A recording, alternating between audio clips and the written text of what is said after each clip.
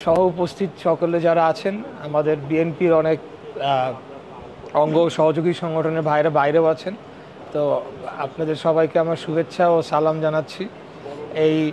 আপনাদের এই শোকবহুল সময়ে আমরা আপনাদের পাশে এসেছি। আপনাদের এই যে অনুষ্ঠানটি হচ্ছে সেটি যাতে আপনারা নির্বিঘ্নে নিরাপদে আপনারা সম্পন্ন করতে পারেন, এবং সেই ক্ষেত্রে আমরা রাজনৈতিক দল হিসেবে সবসময় আমাদের দায়িত্ব জনগণের পাশে থাকা, এবং বিশেষভাবে এখানে একটা ঐতিহ্যবাহী পুরনো একটা স্মৃতি, আমাদের এই পুরান ঢাকার একটা ঐতিহ্যবাহী স্থাপনা, এটার দেখভাল নিশ্চিত করার দায়িত্ব আমি মনে করি আমাদের সকল নাগরিকের উপরে এমনি বর্তায়।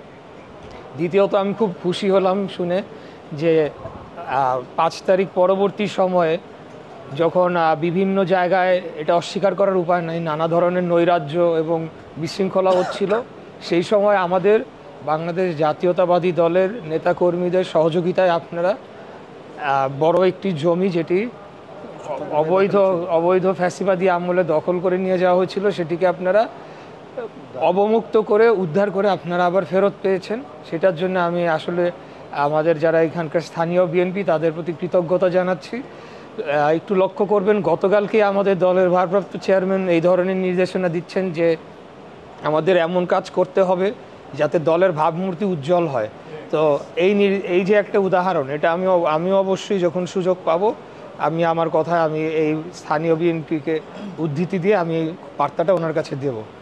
আর সর্বোপরি আপনি বললেন যে সিটি কর্পোরেশন থেকে এখানে আপনাদের পরিচ্ছন্ন কর্মী নিয়োগ দেওয়া হয়েছিল। এটা অত্যন্ত দুঃখজনক যে এটাকে পরবর্তীকালে সরিয়ে নিয়ে যাওয়া হয়, কারণ এটা তো কারো ব্যক্তিগত অর্থ ব্যয় করে কেউ কাউকে এটা এখানে নিয়োগ দেয় না। এখানে সরকারি অর্থে বেতন হওয়া কর্মচারীদেরকে সরকার নিযুক্ত করতেই পারে। একটা ঐতিহ্যবাহী স্থাপনা, সেটিকে রক্ষা করার একটা দায়িত্ব একটা হেরিটেজ সাইট হিসাবে আমাদেরও রয়েছে।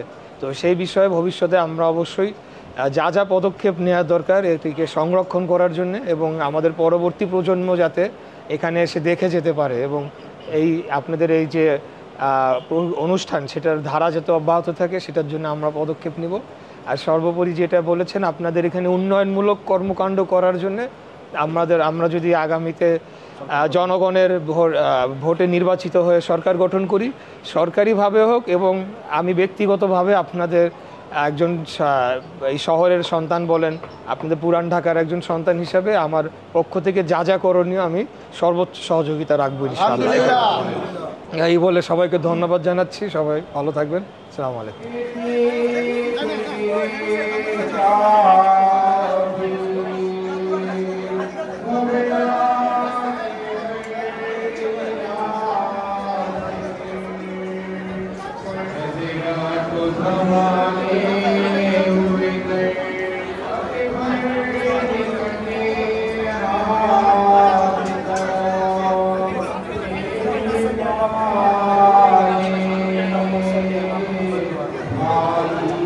Thank you.